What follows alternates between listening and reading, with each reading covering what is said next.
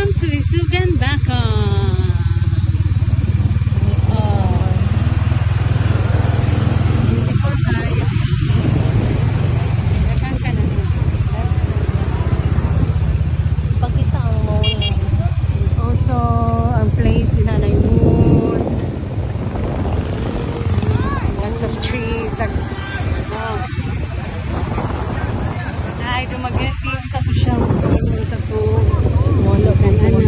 Naitambayanan. Num-num Mga na. tutambay-tambay. May dagang nalambay po din ha. Wala na siya boulevard. Napay moon. Sunset here. Daka na mo siya may tikaway lang. Grabe ka uso. Dapat si Pita Pocket Larry, guys. Kung siya makita ninyo sa Valencia na dire.